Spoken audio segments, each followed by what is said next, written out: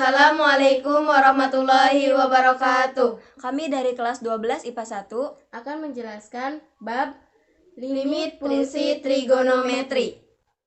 Berikut adalah video penjelasannya.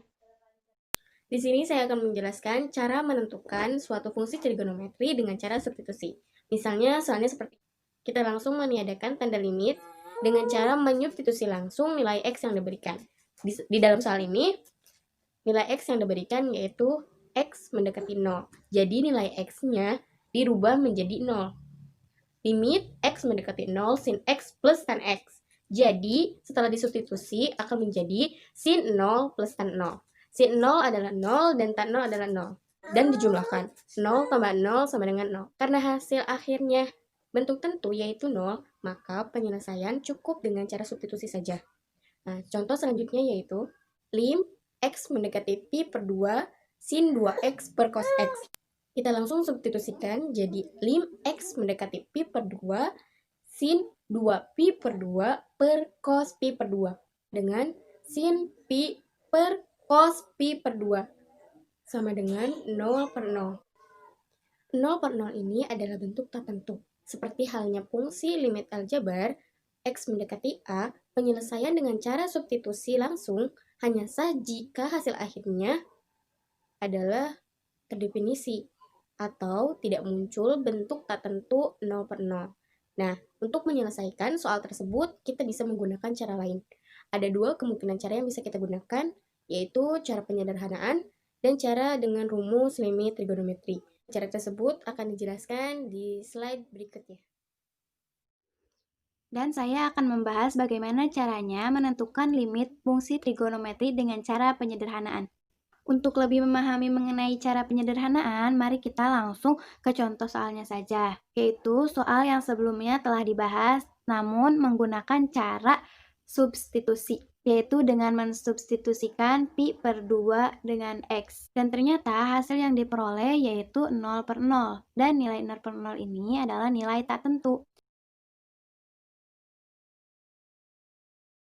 Jadi sebenarnya jawaban yang diinginkan itu bukan nilai tak tentu atau 0 per 0, melainkan kita harus mencari suatu proses untuk menghasilkan nilai yang sebenarnya atau nilai yang tentu. Nah, sebelum menyelesaikan soalnya, dalam cara penyederhanaan ini kita akan sering menggunakan rumus trigonometri, yaitu yang pertama ada rumus penjumlahan dan selisih sinus dan kosinus. Nah, yang keduanya ada rumus sudut rangkap atau sudut ganda. Dan sekarang mari kita selesaikan soalnya. Soalnya yaitu lim X mendekati pi per 2 sin 2X per cos X. Yang pertama kita akan menyederhanakan cos X dan merubah sin 2X menggunakan sudut rangkap atau sudut ganda yang akan menjadi lim sin mendekati pi per 2 sin X cos X per cos X.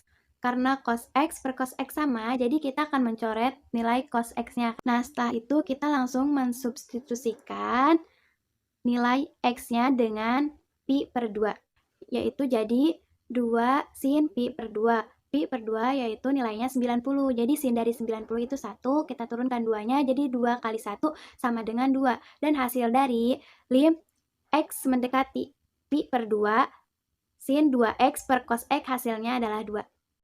Menentukan limit dengan menggunakan rumus limit fungsi trigonometri.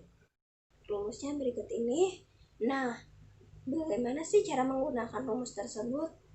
Simak ya. Contoh soalnya berikut ini. Jadi untuk mengerjakan soal lim X mendekati 0, 2 sin kuadrat setengah X per X tan X. Nah, dari sini kita harus uraikan terlebih dahulu menjadi lim X mendekati 0, 2 sin setengah X dikali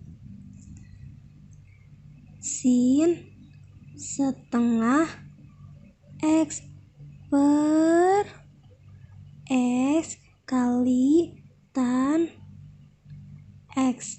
Nah, dari sini kita bisa pisahkan nih yang sini ke sini.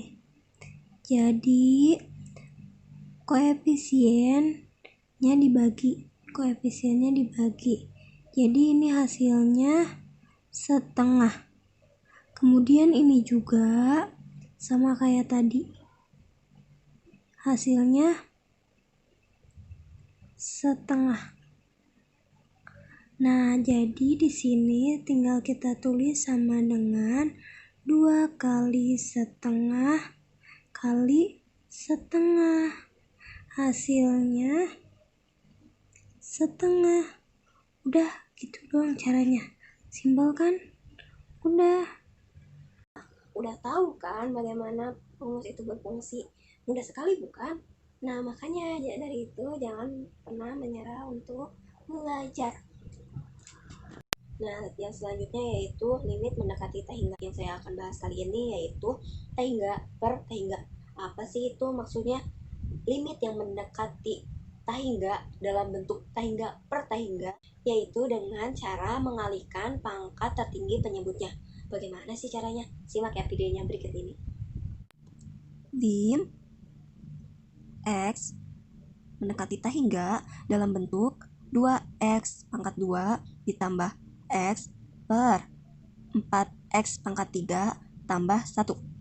Nah, dalam bentuk T hingga per T hingga ini kita kalikan pangkat tertinggi penyebutnya. Jadi lim X mendekati T hingga 2X pangkat 2 per X pangkat 3. Karena pangkat 3 penyebutnya itulah pangkat tertinggi dari penyebut itu.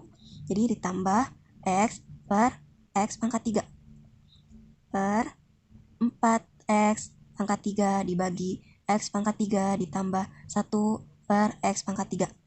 Ya, jadi selanjutnya lim X mendekati T hingga tinggal kita coret. Ini kan udah habis, jadi tinggal ininya tinggal 1. Jadi 2 per X ditambah ini kan habis, ini habis, jadi 1 per X pangkat 2 per lagi.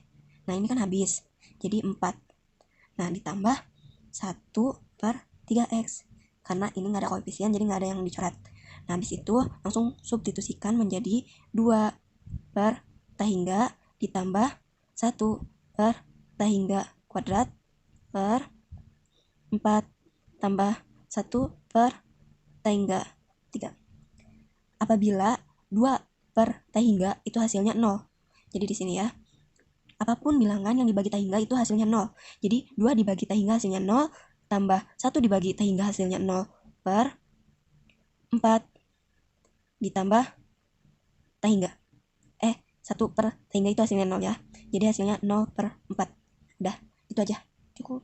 Jadi limit T Limit hingga X mendekati T adalah hingga limit X untuk mendekati T akar hingga AX kuadrat untuk tambah akar BX AX tambah kuadrat C plus BX dibagi plus C akar PX dibagi kuadrat akar tambah PX QX kuadrat tambah plus R. Ini yang paling QX sering plus keluar R. di Untuk soal-soal soal UN biasanya. ini Nah, kita untuk cukup kasus fokus kayak nilai A gini, dan kita P-nya dulu. cukup fokus ke Kalau A dan nilai P A hasilnya dan sama, P-nya dulu. maka hasilnya Kalau A dan tinggal P-nya sama, B maka min hasilnya Q tinggal per 2 B akar A. dikurang Q per 2 Kalau akar A-nya A. lebih besar, Kalau A-nya hasilnya lebih T gede, hingga. hasilnya T Kalau A-nya hingga. lebih Kalau A-nya kecil, lebih kecil, hasilnya hasilnya min min T T hingga.